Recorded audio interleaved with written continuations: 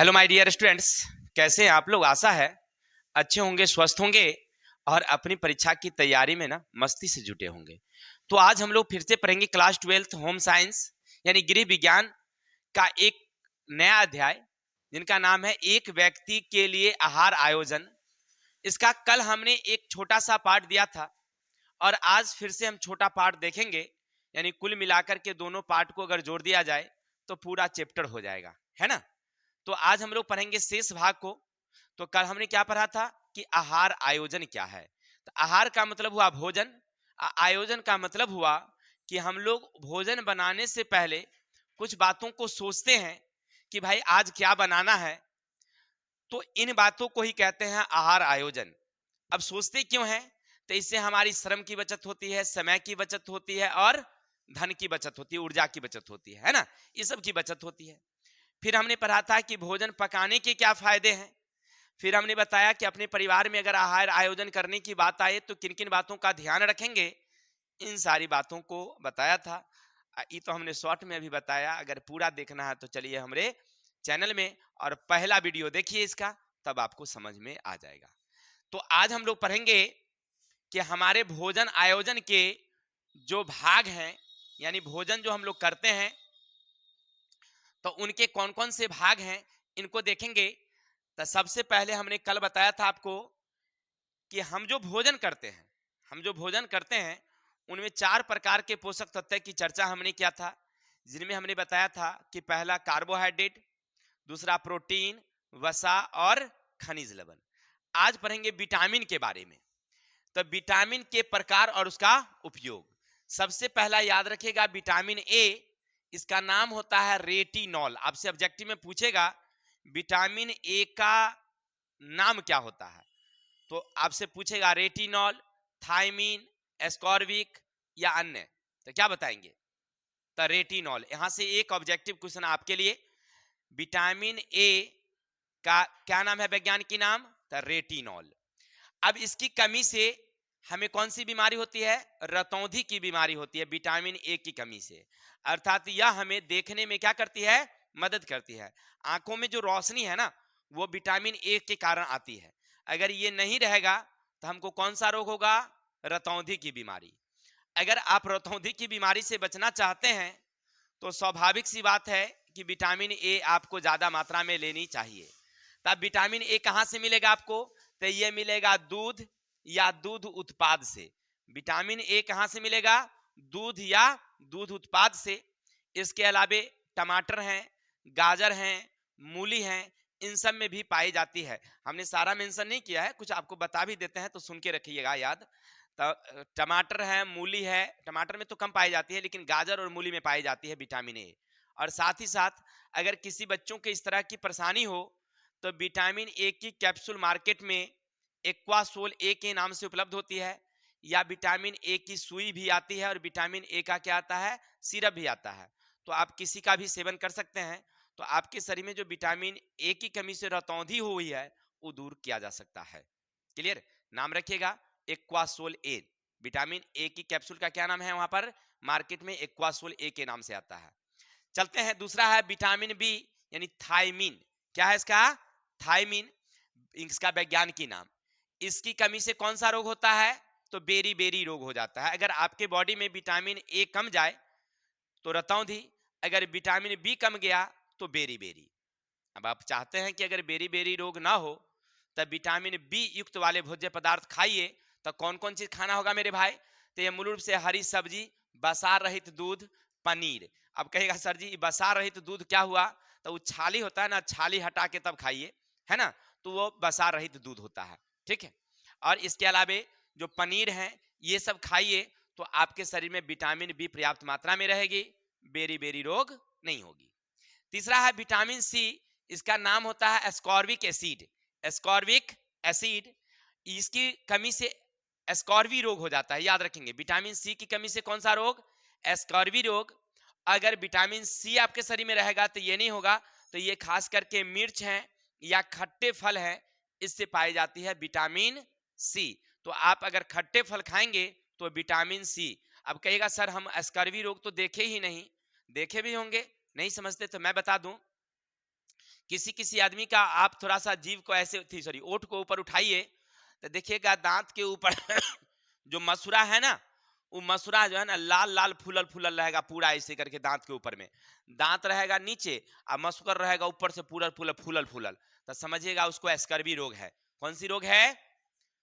अरे दूर आसानी से किया जा सकता है, उसको खट्टे फल खिलाओ ठीक हो जाएगी, इसकी गारंटी होती है। यानी खट्टे फल से उसे विटामिन सी मिलेगा, स्कर्वी रोग दूर हो जाएगी। ठीक है, चलिए आगे हैं विटामिन डी। आगे क्या हमारी विटामिन डी, इसकी कमी से रिकेट्स नामक रोग हो जाता है। रिकेट्स, रिकेट्स का मतलब होता है हड्डी का कमजोर होना। अगर हमारे शरीर में विटामिन अगर डी कम है तो हमारी हड्डियां कमजोर हो जाएगी। अब कमजोर होने का मतलब समझ रहे हैं ना, चलते फिरते अगर गिर गए तो हड्डियां चनक जाएगी, टूट जाएगी। अगर हड्डी मजबूत रहेगा ना तो ऐसे करके लेंगे या लाठी इस पर मार दीजिए, कुछ नहीं होगा, मेरा हड्डी मजबूत है तब। ठीक है ना, वो लाठी के बराबर होती है। लेकिन आखिर किसी किसी के आदमी तक गिरता है टूट जाता है, इसका मतलब है विटामिन डी कम है उसमें, इसका मतलब विटामिन डी कम है। तो कहां से मिलेगा?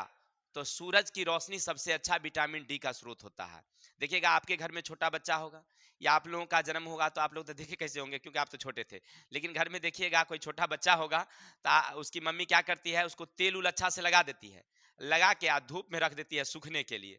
अरे सूखना नहीं है, सूखना क्या है, उसको सूखना होता तो चूल्ही पर चढ़ा देती, सूख जाती। उसको विटामिन डी दे रहा है, उसको क्या दे रहा है? Vitamin D. अब आपके दिमाग में एक और शब्द आता होगा कि सॉल तेल लगा के काहे रखती है उसको धूप में। देखिए तेल लगा देने से ना क्या होता है, उसकी गंदगी जो है वो हट जाती है, गंदगियां सब क्या हो गई? हट गई। अब वो पूरा उसका जो है ना जो शरीर के जो छिद्र है उस सब छिद्र एकदम खुल गया। अब धूप लगेगी उसकी हड्डी में जाएगी, हड्डी मजबूत होगी, अब बच्चा उसी में अपना खेलता रहता है, धीरे धीरे मजबूत होता है। जो आदमी ऑफिशियल होंगे, काम करेंगे ऑफिस में, धूप तो लगता नहीं है, तो उनका शरीर तो गोरा होगा लेकिन हड्डी होगा कमजोर, है ना। वो अगर गिर उड़ गए तो समझिएगा कि उनका काम खत्म है। लेकिन अगर कोई आदमी खेतों में काम करने वाला होगा, जो धूप में काम करता हो, उसकी हड्डी हड्डी मजबूत होता है।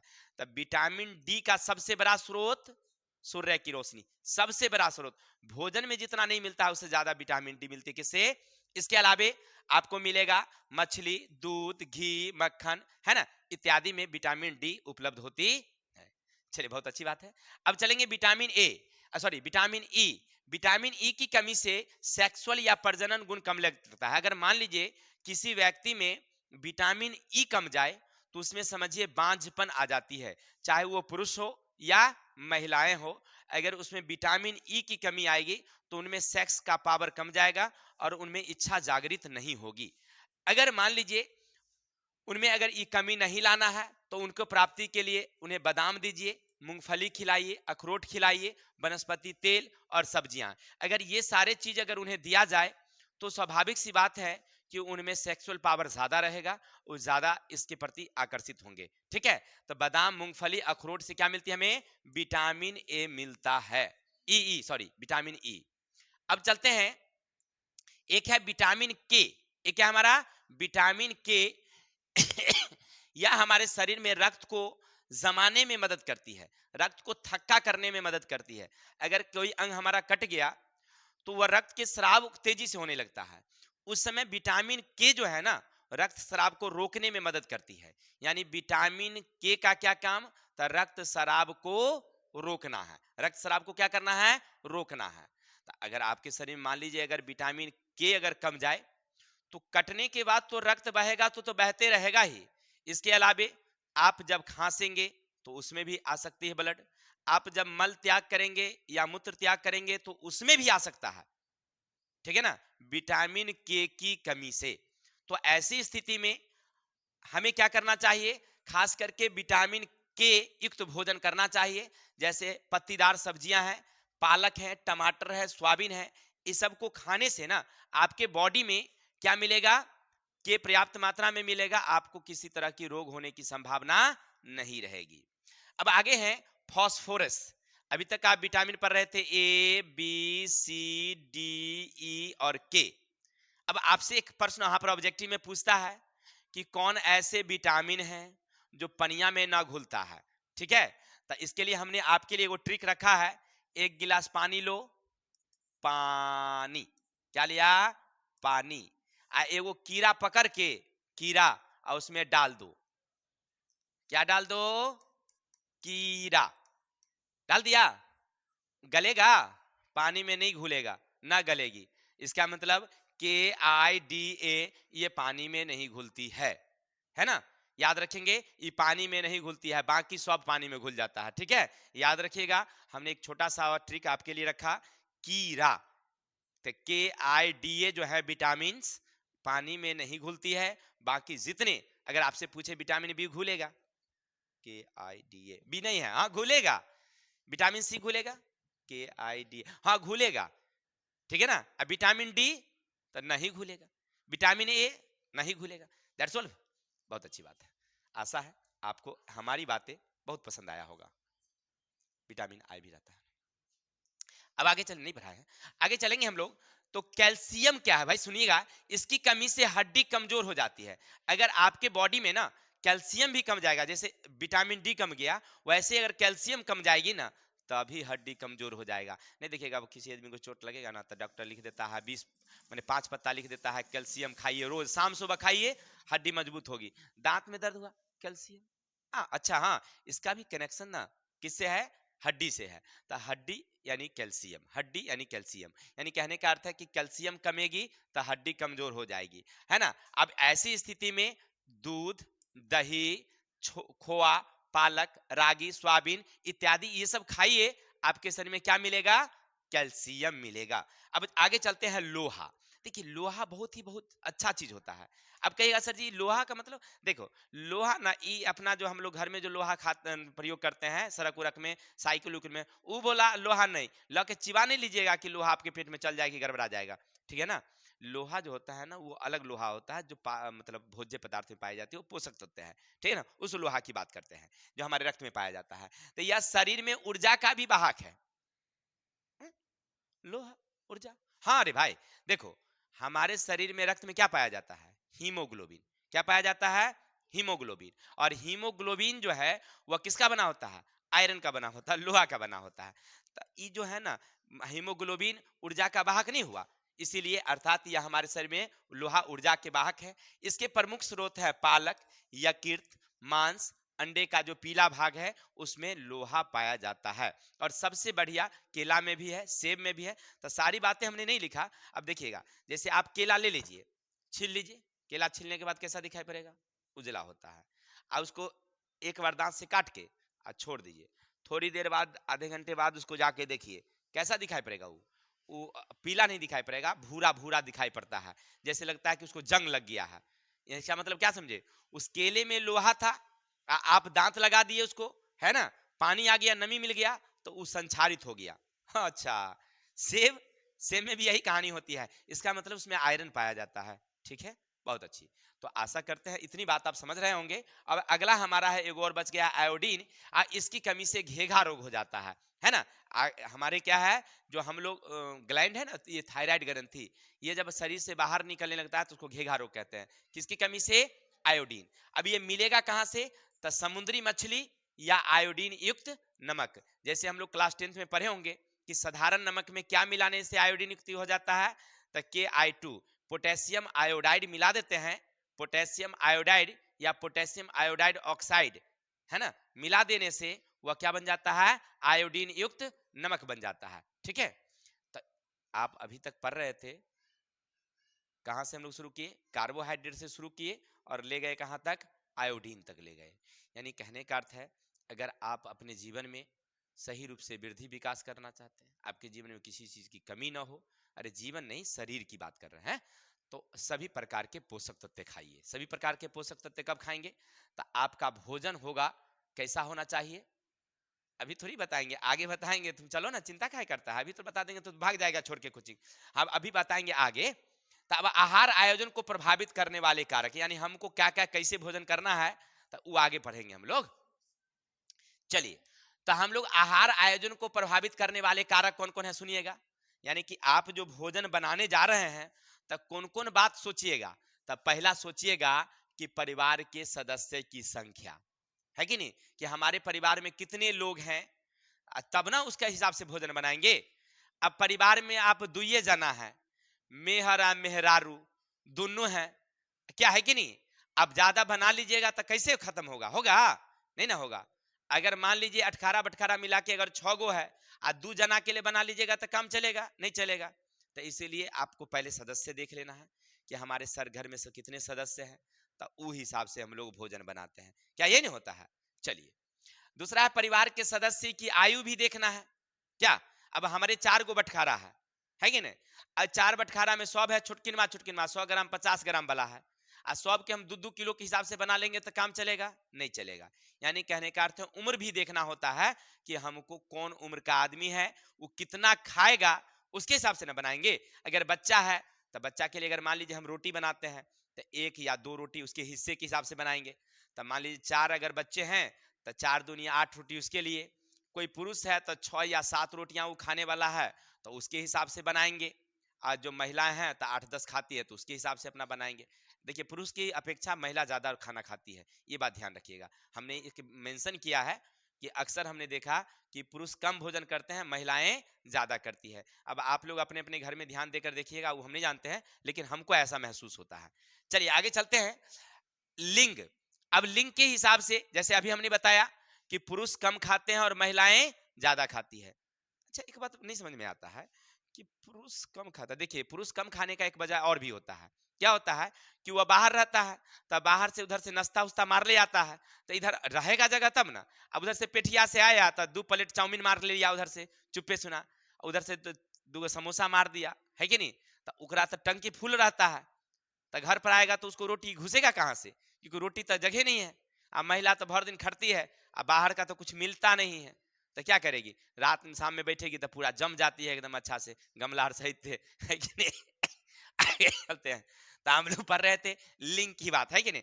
नहीं देखिए, हमारे घर में होता है, हमारी मैडम जब बैठती है ना रात में, तो बड़का बाटी में रहता है सब्जी, वही सब्जी में लेके बैठ जाती है, रोटी हाथ में लेती है, धर के खींचना शुरू करती है। चलिए आई किताब की ओर। तो हम लोग पढ़ रहे थे लिंग की बात पढ़ते हैं। चलिए आगे है शारीरिक आकार। शारीरिक आकार की देखिए, पुरुष होगा तो कोई आदमी देखिए पुरुष में भी खूब लंबा होता है, मोटा तगड़ा होता है ना, तो उसकी भोजन की क्षमता अधिक होती है। कुछ लोग आकार अगर शरीर का छोटा रहेगा, माने पुरुष में ही, तो वो कम। जैसे मवेशी में नहीं देखिएगा, छोटी गाय रहती है तो 1-2 छिट्टा से काम चल जाएगा, लेकिन बड़ी गाय लंबी गाय थोड़ी सी रहती है तो वो ज्यादा खाती है। ठीक उसी तरह से मनुष्य के शरीर में भी होता है कि जो जिसका शरीर जैसा होगा वैसा तो भोजन करेगा ना। अब हम लोग का है तो हम लोग सामान्य लोग हैं ना, हमको लोग मोटा कह सकता है ना पतला कह सकता है, ना छोटा ना बड़ा, कुछ नहीं, हम लोग सामान्य मीडियम लोग हैं। तो हम लोगों का मीडियम भोजन है। लेकिन जो लोग बड़े ज्यादा लोग हैं, एक बार हमारे बगल में एक गांव में बाहर के लोग आए थे, तो उनका वजन तकरीबन लगभग कितना था, 180 केजी का वजन था उनका शरीर का। उनकी 7 पत्नियां थी, 7 पत्नियां थी। और वो जब भोजन करने के लिए बैठते थे तो कम से कम 2 केजी मांस अकेले खाते थे वो। देखिए, तो उनका अपना अलग भोजन था। हमारे बगल में भी एक मुखिया जी थे, उनका लंबाई करीब करीब 7.5 फीट से ऊपर ही होगा, 7.5-8 कम से कम होगा। खूब मोटे डांटे थे। अपने जमाने में 1 कुंटल 25 किलो 30 किलो होते थे। बोलते थे कि हम लोग तो जब हमारे यहाँ मांस बनता था तो 1 किलो तो हम लोग भूजते भूजते खा जाते थे।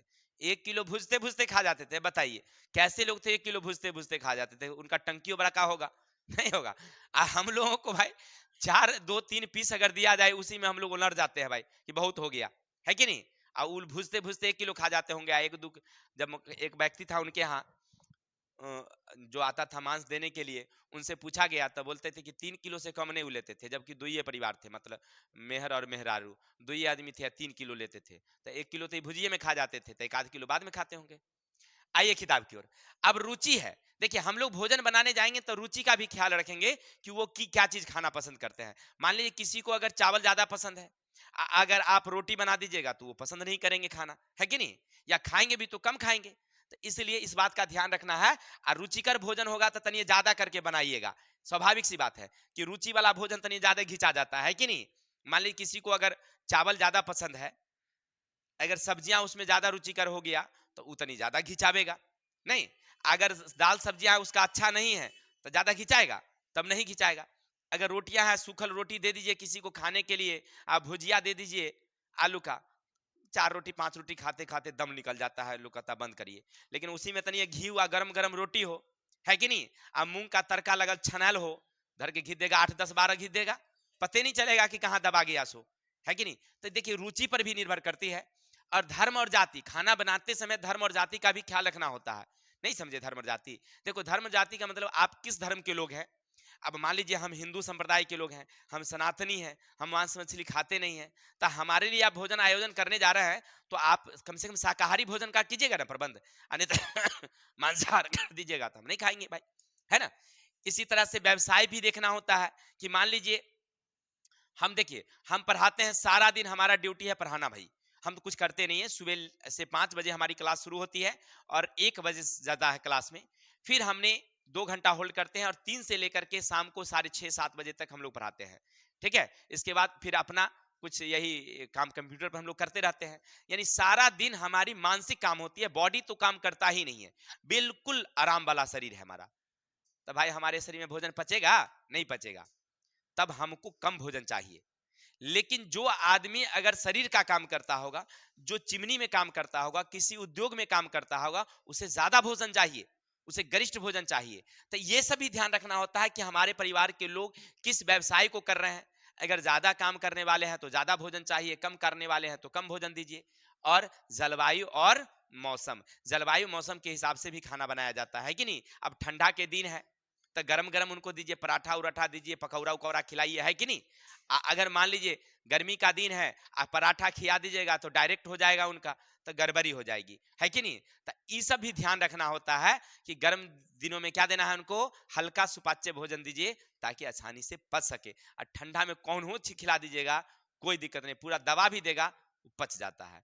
ये मौसम भी ध्यान रखना होता है। यानी कि आपने अभी तक क्या देखा, पहला परिवार के सदस्य, परिवार के सदस्य की आयु, फिर उसके लिंग, फिर शारीरिक आकार, रुचि, धर्म, जाति, व्यवसाय और जलवायु मौसम। इन सारी बातों को अच्छी तरह से सोच समझ के तब भोजन बनाना होता है। यहां तक कोई दिक्कत? चलिए, तो अभी तक आप पढ़ रहे थे, पहला तो आपने देखा विटामिन ए से लेकर आयोडीन तक की कहानी कि किस की कमी से कौन से रोग, ये कहां से मिलेंगे। फिर पढ़ा आपने भोजन आयोजन के ध्यान रखने वाली शर्तें। अब आगे पढ़ेंगे हम लोग भोजन के पौष्टिक समृद्ध बनाने की विधियां। देखिए भोजन आप बना रहे हैं, ठीक है, बहुत अच्छी बात है, आप गृहिणी अच्छी हैं, इसमें कोई शक नहीं। अच्छा भोजन भी बनाते हैं आप, इसमें भी कोई शक नहीं। लेकिन उसको ज्यादा ना पौष्टिक वाला बनाना है, तो कैसे बनाएंगे? तो सबसे पहला है मिश्रण का तरीका। मिश्रण का तरीका नहीं समझे? देखिए जैसे 5 रंग की सब्जियां आपके घर में है, तब पांचों को एक जगह डाल के बनाइए। अब देखिए उसको कैसे बनाना है वो आप समझिए, कैसे बनाना है, पहले बैगन डालना है कि पहले गोभी डालना है कि पहले मिर्च डालना है, वो आप समझिए, हम वो नहीं पढ़ाएंगे। लेकिन अगर वो पांचों प्रकार की अगर सब्जियां डाल देंगे तो वो ज्यादा, अकेले गोभी वाले से, अकेले बैगन वाले से वो ज्यादा पौष्टिक होगा। नंबर एक, कोई डाउट? जैसे दालें आप बनाते हैं, केवल अरहर का दाल बना दीजिए, केवल चना का दाल बना दीजिए, गलत हो जाएगा। अब उसको क्या कीजिए, इसमें 3-4 रंग का दाल मिला के बनाइए, तो वो क्या हो गया, मिश्रण हो गया, तो ज्यादा पौष्टिक होगा। जैसे चावल अलग बनाइए, दाल अलग बनाइए, सब्जी अलग बनाइए, तब मिला के खाइए, ठीक है, चावल दाल सब्जी खा ही रहे हैं, लेकिन वो ज्यादा पौष्टिक नहीं होगा। लेकिन तीनों को एक जगह मिला दीजिए, बन जाएगा खिचड़ी, और तब बनाइए तो वो ज्यादा पौष्टिक होगा। यानी समझ रहे हैं ना, यानी भोजन को ज्यादा अगर आपको पौष्टिक बनाना है तो पहला नियम क्या है, मिश्रण।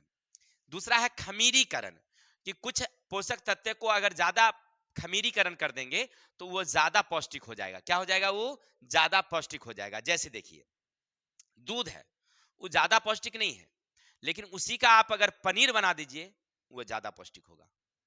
दूध से ज्यादा पौष्टिक पनीर होता है, वो खमीरीकरण है, ठीक है। तो इस तरह से आप अगर इस तरह से भोजन तैयार करते हैं तो वो ज्यादा पौष्टिक होगा। कोई दिक्कत? जैसे आप मैदा को चीनी में गूंथ करके आप छोड़ देते हैं, मालपुआ बनाते हैं, बहुत आदमी को देखिएगा होली के दिनों में ऐसा पर्व में होता है, या बहुत सारे लोग ऐसे भी बनाते हैं। तो वो मालपुआ ना, ये मैदा की रोटियां और चीनी से ज्यादा पौष्टिक हो जाता है। कौन? वो मालपुआ। यानी कहने का अर्थ है खमीरीकरण कर देने से ज्यादा पौष्टिक हो जाता है। और तीसरा है अंकुरन। अंकुरन क्या भाई? तो अंकुरीकरण कर देने से भी पौष्टिक हो जाता है। जैसे मान लीजिए चना है, चना को केवल आप भूंज कर खा लीजिए, ठीक है, वो पौष्टिक है। अगर आप उसका सत्तू पी लेते हैं तो भी पौष्टिक है। लेकिन अगर उसी को आप उबाल देते, सॉरी, पानी में फुला देते हैं, उसमें डेफा अंकुरन आ जाए और तब खाइए तो वो और ज्यादा पौष्टिक होगा। समझ में आई बात? तो इस तरह से हम पोषक तत्व अगर दे करके अगर बनाना चाहते हैं तो 3 विधियां कौन कौन? पहला मिश्रण, खमीरीकरण, अंकुरीकरण। इस विधि द्वारा हम भोजन को ज्यादा पौष्टिक बना सकते हैं। इसमें खर्चा भी कोई ज्यादा नहीं है और पौष्टिक भी बन गया। चलिए, तो ये जानना जरूरी था। अब आगे है अंकुरन का महत्व। देखिए, अंकुरन का क्या महत्व है? तो अंकुरन से देखिए, जो आप अभी हमने पढ़ा अंकुरीकरण, यानी कि कोई भी चना हो, मूंग हो, जो भी आप खा रहे हैं, तो अंकुरन करने से इसके पोषण में वृद्धि हो जाती है, यानी पोषक तत्व उसका क्या हो जाता है? बढ़ जाता है। पाचनशीलता में वृद्धि होती है, वो पचेगा आपको ज्यादा। आप अंकुरित चना खाइए, मूंग खाइए, राजमा खाइए, सोयाबीन खाइए, कोई भी अंकुरित खा रहे हैं, तो इससे क्या होगा कि आपके बॉडी में एनर्जी रहेगी। हाँ, और एक बात ध्यान रखिएगा, अगर किसी आदमी को सुस्त रहता है शरीर, उसको किशमिश फुला के खिलाइए, फुर्ती रहेगा। गौर करिएगा, ठीक है? यानी कहने का अर्थ है, अगर कोई व्यक्ति कहता होगा कि हमको काम करने में मन नहीं लगता है, अलसाता है मन, बस समझिएगा उसको सुस्ती आ गया है। तो सुस्ती आ गया है, कुछ नहीं, आप उसको 2 4 5 दिन किशमिश खिलाइए फुला करके, उसके शरीर में बॉडी इस तरह की एनर्जी आएगी, तो उठ करके बिना मतलब कूद के घूमेगा और चलते चलते जंपो करेगा अपने मने। इसकी गारंटी हम लेते हैं, ठीक है ना? वो चलेगा और चलते चलते दौड़ेगा, दौड़ते दौड़ते जो है ना, देखिएगा उसको जंप करेगा स्पंज की तरह, ऐसे ऐसे। इसकी गारंटी है। चलिए आई किताब की ओर, पढ़ा रहे थे चैप्टर इसीलिए बता दिए थे। अब आगे चलेंगे, भोज्य पदार्थ और उसके उदाहरण। अब देखिए, हम लोग भोज्य पदार्थ जो करते हैं, तो आहार कितने प्रकार के? तो आहार हमारा 2 प्रकार के होता है। पहला कौन कौन? तो संतुलित आहार और दूसरा है विशिष्ट आहार। अब आप नहीं समझे भाई, आप लोग समझ रहे हैं क्या संतुलित आहार और विशिष्ट आहार क्या है? देखिए, संतुलित आहार का मतलब हुआ शरीर के वृद्धि विकास के लिए, शरीर में ऊर्जा के लिए जो चाहिए उसको तो संतुलित आहार कहेंगे भी, कि हम लोग जो खा रहे हैं वो संतुलित आहार है। लेकिन एक होता है विशिष्ट आहार। संतुलित आहार मैंने शरीर के वृद्धि विकास के लिए, ऊर्जा के लिए हम जो भोजन कर रहे हैं वो हमारे संतुलित आहार है। लेकिन विशिष्ट आहार क्या है समझिएगा, जब कोई बीमारी हो जाए तब हमें ज्यादा मात्रा में चाहिए, तो हमारे लिए विशिष्ट आहार है। अब जैसे हमको रतौनी की बीमारी हो गई है ना, तो अब तो हम भात दाल रोटी सब्जी पालक गाजर मूली सब तो खाइबे करते हैं रोजे, क्या? लेकिन उस समय डॉक्टर सलाह देता है कि भाई आप गाजर ज्यादा खाइए, तो हम लोग गाजर रोज खरीद के लाएंगे और 4 4 गाजर 5 5 गाजर रोज खाएंगे। तो ये हुआ हमारे लिए विशिष्ट आहार। तब क्या हो गया हमारा? विशिष्ट आहार। मान लीजिए अगर हमारी विटामिन सी की कमी हो गई, तो स्कर्वी रोग हो गया। चलिए, बहुत अच्छा। तो अब डॉक्टर के यहाँ गए तो डॉक्टर कहा कि देखिए आपको स्कर्वी रोग हो गया है, दवा तो हम लिख ही देते हैं, साथ में ना अपने भोजन पर भी थोड़ा सा ध्यान रखिए। आप क्या खाइए, तो ना खट्टा फल जो है ना ज्यादा करके खाया करिए, रोज 2 4 संतरा खाइए। अब खाएंगे तो वो जो हम लगातार ज्यादा करके खा रहे हैं ना, वो हमारे लिए क्या हो गया? विशिष्ट आहार हो गया। तो कोई डाउट? संतुलित आहार, विशिष्ट आहार। संतुलित आहार तो हम लोग सामान्य रूप से भोजन करते हैं। विशिष्ट आहार बीमारी होने पर हमें ज्यादा करके उस चीज को खाना पड़ता है। तो जैसे अब देखिए किसी आदमी को जॉन्डिस हो गया, तो जॉन्डिस हो गया तो डॉक्टर लिखता है कि भाई दही खाइए। अब वो आदमी आएगा, दही तैयार करेगा, रोज दही का छाछ बनाएगा, दही का वो क्या कहते हैं उसको, अरे दही का नहीं, चीनी उनी डाल के बनाता है, लस्सी। लस्सी लस्सी बनाएगा, फिर दही चूड़ा खाएगा, दही घोर के पिएगा। मैंने जो भी हो, मैंने कहने का अर्थ है कि दही को क्या कर रहा है, वो ज्यादा सेवन कर रहा है ताकि उसके शरीर में ठंडापन ज्यादा आवेगा, तो उसको जॉन्डिस की बीमारी कम हो जाएगी। तो ये उसके लिए अभी क्या हो गया? विशिष्ट आहार हो गया। चलिए, अब खाने की आदत की विकास का सिद्धांत करेंगे। थोड़ा सा और बच गया, ध्यान देंगे। चलिए बाजी, तो खाने की आदत के विकास के लिए देखिए, हम लोग जो खाना खाते हैं ना, वो भी एक प्रकार का जरूरी है। और क्या जरूरी सुनिएगा, सबसे पहले हमारी शरीर में पूरा आहार अच्छा हो, इसके लिए निम्न बातों का ध्यान रखना चाहिए। नियमित समय पर भोजन करिए, यानी भोजन करने का एक टाइम टेबल बनाइए। अब ऐसा नहीं कभी 7 बजे भोजन कर लीजिए, कभी 1 बजे करिए, तब फिर मजा नहीं आएगा खाने में। अब 7 बजे बैठ जाइएगा खाने में तो क्या मजा आएगा? 1 बजे का अगर रोज रूटीन है आपका, 10 बजे का आपका रोज रूटीन है, तो 9 बजेगा आपका शरीर कहेगा कि रे खाना के लिए चलो रे राकेश, और खोजेगा शरीर। 9 बजते टाइम होते हुए खोजेगा। कोई चीज की आदत नहीं हो जाती है, जो टाइम होगा वो खोजेगा उस टाइम में, ठीक है? भले आप 2 4 5 दिन बाद अगर किसी कारण से नहीं खा रहे हैं वो अलग सी बात है, लेकिन टाइम टेबल एक निश्चित बनाइए कि हमको रोज उसी टाइम पर खाना है।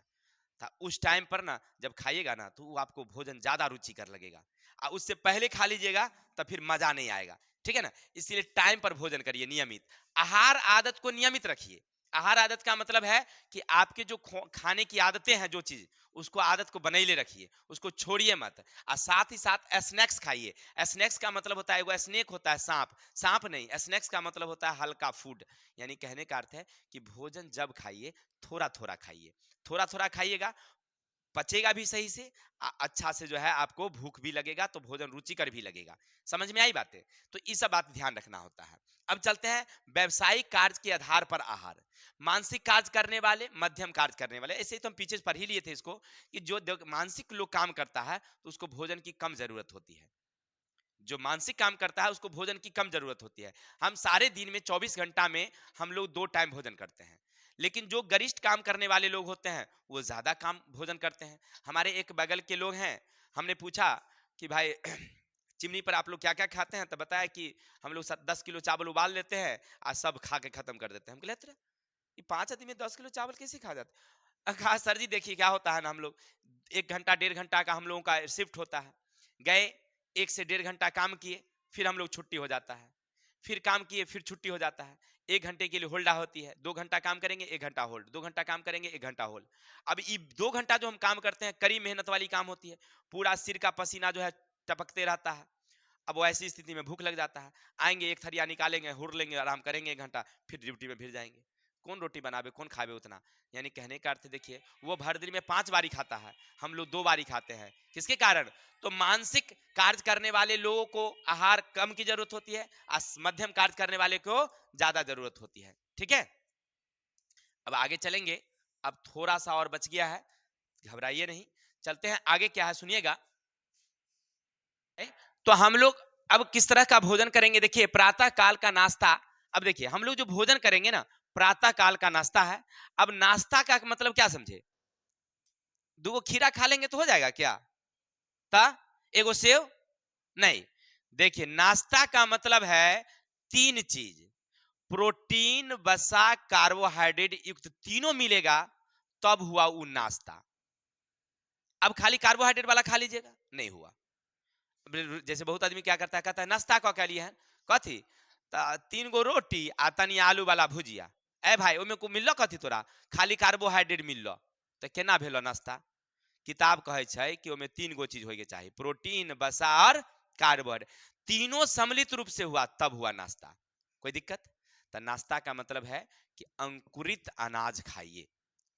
नाश्ता का मतलब अंकुरित अनाज, यानी मूंग हो, चना हो, राजमा हो, सोयाबीन हो, किशमिश हो, चाहे जो भी चीजें हैं ना, वो अंकुरित करके खाइए। तो उसमें आपको सभी मिलेंगे, कार्बोहाइड्रेट भी मिलेंगे, प्रोटीन वसा भी मिलेंगे, तो वो आपके लिए सही है। कोई दिक्कत? चलिए, बहुत अच्छी बात।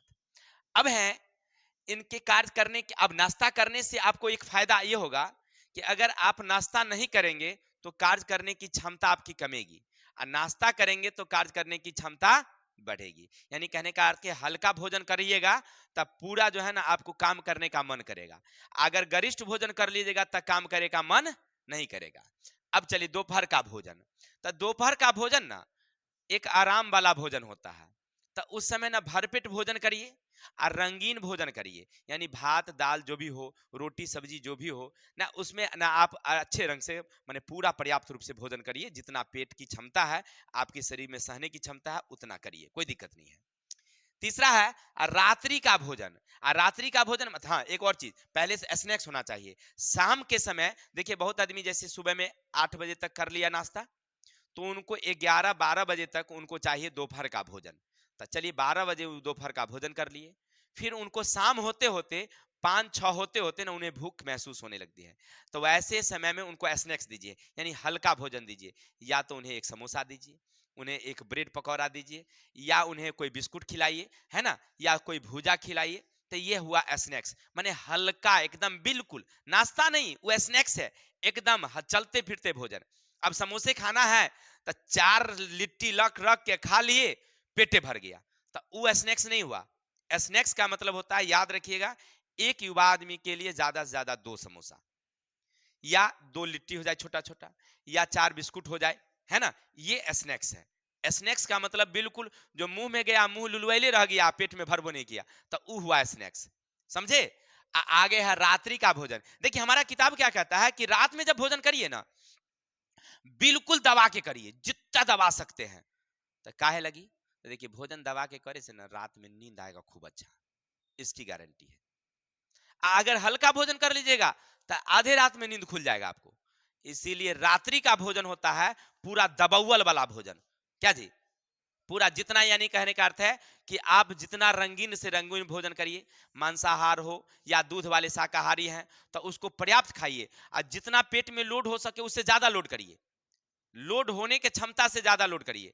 लोड होने का अगर क्षमता है 1 किलो तो उसको दीजिए 1.25 किलो, ताकि पूरा नींद आएगा, फुफिया के सुतिएगा, चैन से सोइएगा।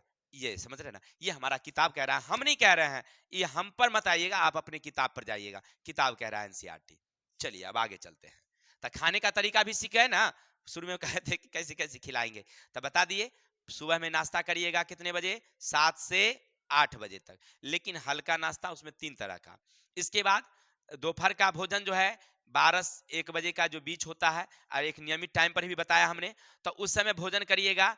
तो उस समय हल्का एकदम मैंने पर्याप्त करिएगा, लेकिन खूब दबा के नहीं करिएगा। स्नैक्स दोपहर मतलब शाम में हल्का हल्का होना चाहिए, जब मुंह लुलुएल रह जाए। अब एगो समोसा हमको दीजिएगा तो हमको क्या होगा भाई? इतना बड़ा शरीर है तो एगो समोसा क्या होगा? या तो मुंह लुलुएल रहेगा, नहीं तो पेट लुलुएल रह जाएगा, है कि नहीं? लेकिन हंसने की बात नहीं, बात हम सही बता रहे हैं, होता है ऐसा। और रात्रि का भोजन तो हमने बताया भाई दबा के करना है। अब आगे चलिए, देखिए इंपोर्टेंट चीज हमारे लिए है जो हम लोगों को पढ़ना था। जो पाठ का सबसे इंपोर्टेंट चीज है वो है गर्भावस्था के दौरान होने वाले परिवर्तन। देखिए आपके शरीर में जब आप गर्भ धारण करेंगे तो क्या क्या परिवर्तन होगी। तो सबसे पहले गर्भ में पल रहे बच्चे के शिशु आकार, गर्भ का आकार बढ़ने लगता है। यानी कि मान लीजिए अगर किसी मादा शरीर में बच्चे अगर पलना शुरू हो जाए, यानी गर्भ जब भ्रूण जैसे जैसे बढ़ेंगे उनके पेट का आकार जो है ना वह बढ़ने लगेगा, पहली बात। दूसरा है उसके स्तन के आकार में वृद्धि होगी। जो उनका स्तन होगा, जो दूध ग्रंथियां हैं वो बढ़ने लगती है, और वो दूध ग्रंथियां ना स्रावित होने के लिए तैयार होती है, क्योंकि वहां पर एक हार्मोन स्रावित हो जाता है, प्रोलैक्टिन हार्मोन। यानी जिस स्त्री में या जिस लड़कियों में जब तक वह गर्भ धारण नहीं करती है, प्रोलैक्टिन हार्मोन उसमें स्रावित नहीं होता है, तो उसमें दूध नहीं आएगा, चाहे उम्र उसका काहे नहीं 25 हो जाए, 30 हो जाए। जब तक वो गर्भ धारण नहीं करेगी, प्रोलैक्टिन हार्मोन नहीं होता है, उसमें दूध नहीं आएगा। स्तन है लेकिन दूध नहीं आएगा। लेकिन जैसे उसमें स्तन आएगी, गर्भ धारण करेगी, तो गर्भ धारण के बाद जब गर्भ परिपक्व होता है तो प्रोलैक्टिन हार्मोन उसमें स्रावित होना शुरू हो जाता है, तो दूध आना शुरू आ जाता है। ठीक है? गर्भ धारण के बाद उसमें प्रोलैक्टिन हार्मोन तब नहीं होता है, जब वो गर्भ परिपक्व होने लगता है तब आता है। यानी कहने का अर्थ है कि दूसरी क्रिया। तीसरा है उसकी वजन बढ़ जाती है। याद रखेंगे गर्भवती महिला की वजन सामान्य से 7 से 8 किलो वजन बढ़ जाता है। ठीक है ना? महिला की वजन बढ़ जाती है।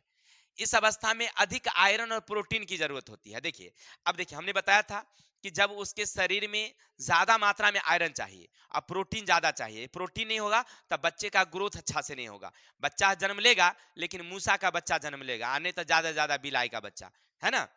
अगर आप आदमी वाला बच्चा चाहते हैं तो उसको प्रोटीन और आयरन खूब खिलाइए। समझ रहे हैं ना? हंसने की बात नहीं कर रहे हैं, बात सही बता रहे हैं। कुछ महिला को देखिएगा बच्चा जन्म लिया लेकिन बहुत इतनी को मुंह इतनी को है बंदर की तरह, भाई बच्चा तो रही है। हाँ, तो उसको पर्याप्त रूप से खिलाइए। अब आगे चलेंगे उसके रक्त में आयतन में वृद्धि होती है। याद रखिएगा उसके शरीर में रक्त में आयतन में क्या हो जाती है? वृद्धि हो जाती है। आयतन का मतलब होता है कि रक्त ना मोटा ज्यादा हो जाता है, रक्त गाढ़ा उसका ज्यादा हो जाता है गर्भवती महिलाओं में। तब ना जब मतलब बच्चे का वो जन्म देती है तो उसका ना बॉडी का शरीर अंग खुल जाता है, तो रक्त ज्यादा स्राव होगा। आयतन ही ज्यादा होने के कारण उसकी स्राव कम होती है, याद रखिएगा। चलिए आगे है, पाचन में कमी आ जाती है। यानी गर्भवती महिलाओं में ना क्या होता है कि उसके स्वाभाविक सी बात है कि जो उसकी पेट का आकार है वो जब बढ़ेगा तो जो अंदर के जो अंग है ना, पार्ट्स जिसको आंत कहते हैं ना, वो थोड़ा सा दबाएगा, है कि नहीं? तो पाचन क्रिया ना उसका हार्मोन ज्यादा स्रावित नहीं होता है, तो उसको अच्छा से जब पचेगा नहीं। तो इसलिए गर्भवती महिलाओं को थोड़ा थोड़ा भोजन करना चाहिए। हाँ, भर दिन में भले 5 बार खाना है लेकिन खाना है कम कम मात्रा में। ज्यादा खाइएगा वो पचेगा ही नहीं आपको। ठीक है? तो गर्भवती महिला को क्या करना है? भोजन करना भले 5 बार हो लेकिन खाना है बहुत ही कम कम, क्योंकि उनमें ना पाचक एंजाइम जो है ना स्रावित ही कम होती है। कोई दिक्कत? तो हमने देखा गर्भवती महिलाओं में होने वाले परिवर्तन। अब आगे चलेंगे। अब लास्ट पॉइंट हमारा, स्तनपान कराने वाली स्त्री का आहार। देखिए, जो स्त्रियां बच्चे को दूध पिलाती है तो उनको क्या चाहिए? तो सबसे पहले तो भाई कैलोरी उसको ज्यादा चाहिए। यानी कहने का अर्थ है कि सीधी सी बात है कि जब वो दूध पिलाएगी तो एगो अपने ला खाएगी या अपना बउओ ला खाएगी, तो दुओ के लिए खाएगी ना। तो स्वाभाविक सी बात है कि उससे एक्स्ट्रा कैलोरी चाहिए। अब उसके कैलोरी चाहिए 4 से एक्स्ट्रा कैलोरी उसको दीजिए। प्रोटीन है तो कम से कम 25 ग्राम प्रोटीन एक्स्ट्रा दीजिए। यानी कहने का अर्थ है कि उसको जैसे मान लीजिए सामान्य रूप से अगर दाल वो 1 कटोरी खाती है, अब वो बच्चा को दूध पिलाती है तो अब उसे 2 कटोरी चाहिए। 1 कटोरी अपन खातिर आ 1 कटोरी वो दूध बनेगा वो बउआ खातिर। ठीक है ना? तो एक्स्ट्रा कैलोरी, एक्स्ट्रा प्रोटीन। इसके अलावा उससे कैल्शियम की भी ज्यादा जरूरत होती है, क्योंकि उसके शरीर से ना, मतलब जब बच्चे गर्भ धारण करते हैं तो उस समय कैल्शियम की क्या हो जाती है? कमी हो जाती है। या दूध जब बनेगा तो उसके शरीर में कैल्शियम की कमी होने लगती है। तो ऐसी स्थिति में कैल्शियम युक्त और लौह खनिज उसे ज्यादा चाहिए। यानी चारों चाहिए ज्यादा मात्रा में, तब जाकर के उसे पर्याप्त रूप से दूध अच्छा उत्पन्न होगा और बच्चे स्वस्थ रहेंगे। ठीक है? तो आशा है आपको ये सारी बातें बखूबी समझ में आई होगी कि आहार आयोजन हमें किस तरह से करना है। विशेष के लिए हम लोग कल मिलेंगे अगले अध्याय में। तब तक के लिए हंसते रहिए, मुस्कुराते रहिए। अगर हमारी वीडियो अच्छी लगी तो अगले मित्रों को शेयर करिए। तब तक के लिए विदा दीजिए। जय हिंद, जय भारत।